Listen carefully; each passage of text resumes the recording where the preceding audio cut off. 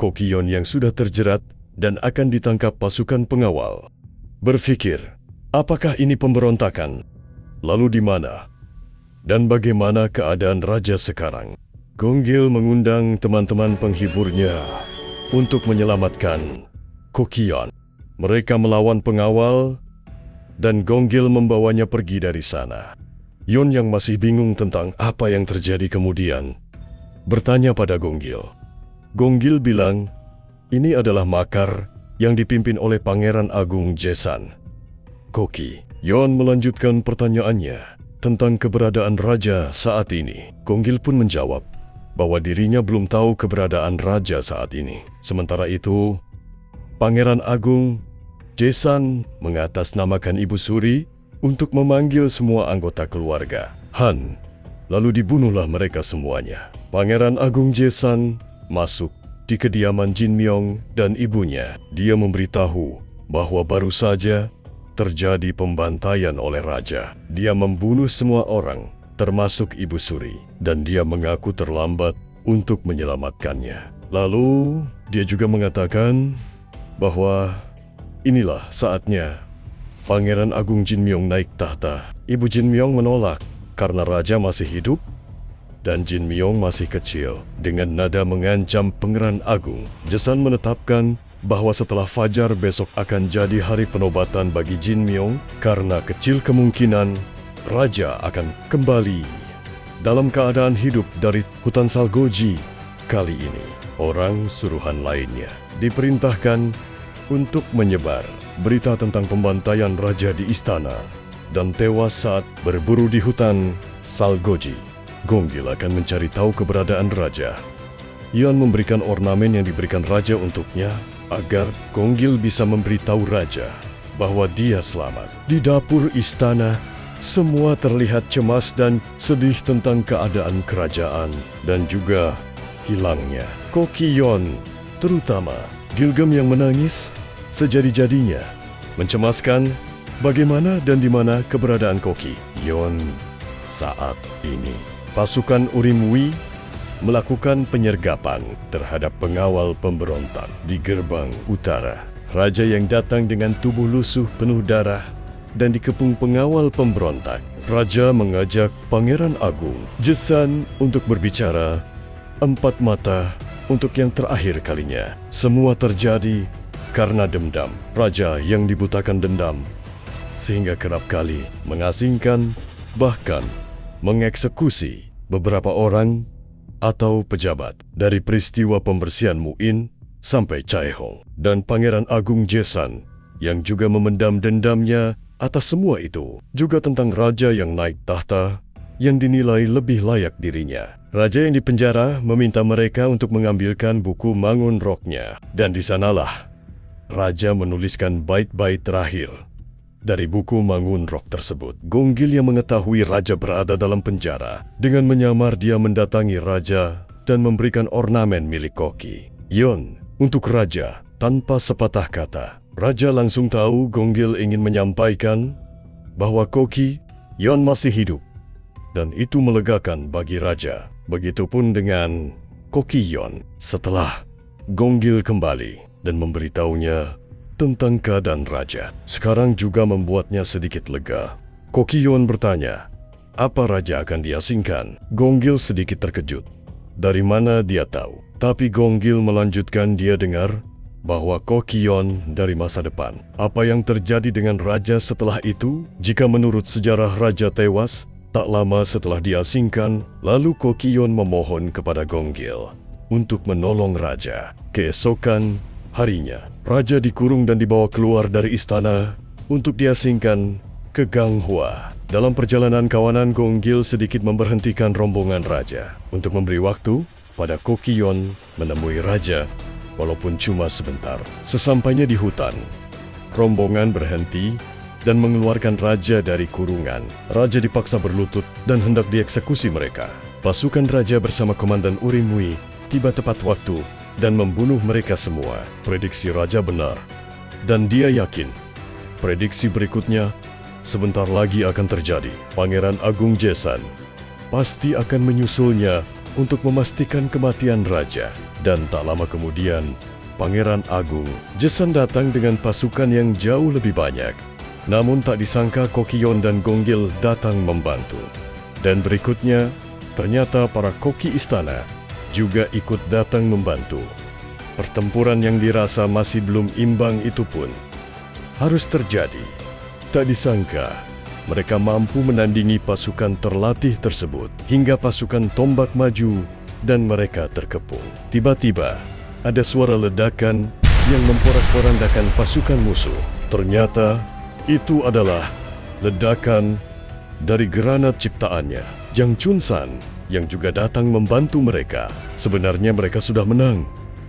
Pasukan telah dikalahkan, namun kelicikan Pangeran Agung Jesan seperti nggak ada habisnya. Dia menculik Kokion dan meminta raja untuk menemuinya di tempat yang sama seperti waktu itu. Dan jika dia nggak datang sendirian, maka Kokion akan langsung dibunuhnya. Raja pun segera menyusulnya sendirian dan menugaskan yang lainnya untuk merebut kembali istana dengan mengalahkan semua pasukan Pangeran Agung Jesan.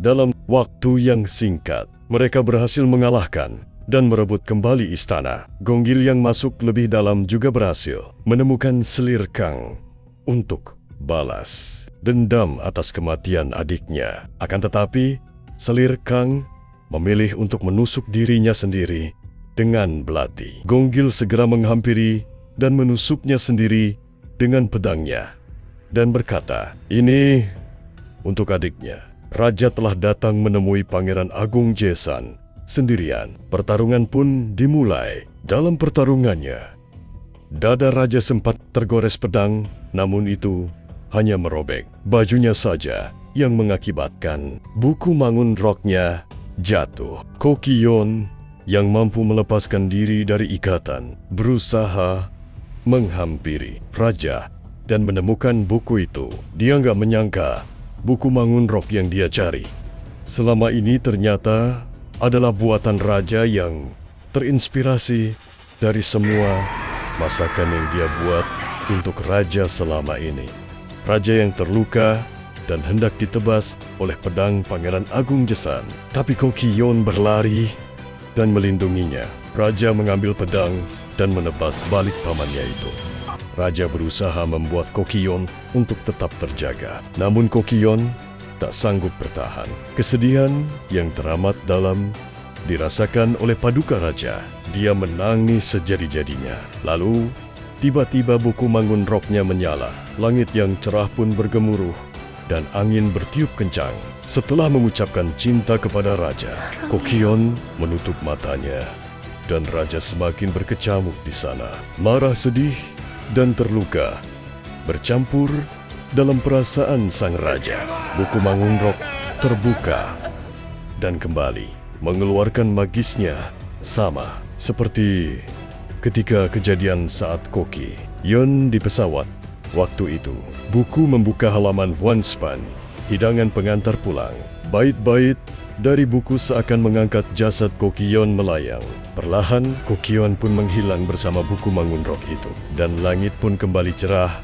Raja bersumpah untuk menemukannya. Dalam kepedihannya, Pangeran Agung hendak menikam dari belakang. Akan tetapi, Raja dengan sigap terlebih dahulu menusuknya. Adegan beralih di sebuah rumah sakit Universitas Wuri, tempat Kokion dirawat dalam keadaan koma. Ruangan terasa bergerak seperti gempa. Ruh Kokion telah kembali dari dinasti Joseon ke tubuh aslinya. Kokion tersadar dan bingung karena dirinya saat ini berada di rumah sakit. Terasa seperti sebuah mimpi. Kokion mencoba mencari buku mangun roknya. Belum sempat mengambilnya, ayah Yeonjang menyapanya. Ayahnya sangat khawatir dan Yeon juga sangat merindukannya. Yeonjang akhirnya kembali ke rumahnya, namun dia masih memikirkan saat terakhirnya bersama raja. Yeonjang mengambil buku mangun roknya dan mencoba berulang kali untuk membacanya agar bisa kembali. Namun, gak ada yang terjadi sama sekali. Bahkan dia mencobanya di kamar mandi, sama seperti waktu di pesawat dulu.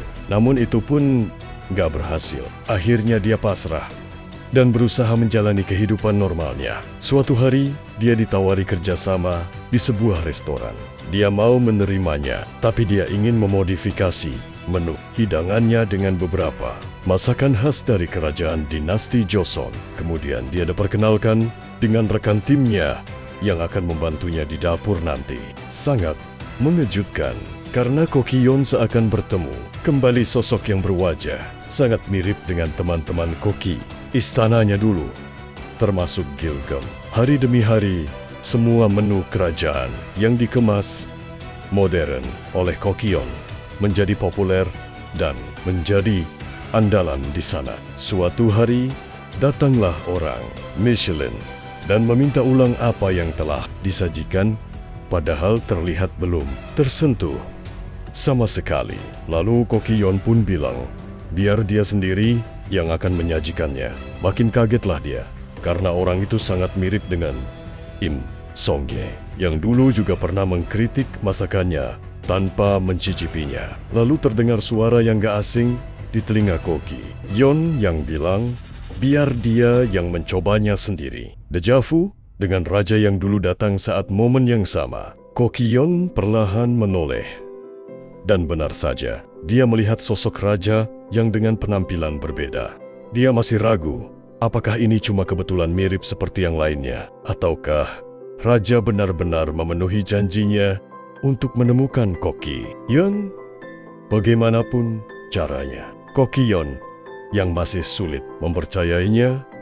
Namun ketika raja bilang dia datang memenuhi janjinya, akhirnya dia percaya bahwa itu adalah Raja Joseon yang dicintainya.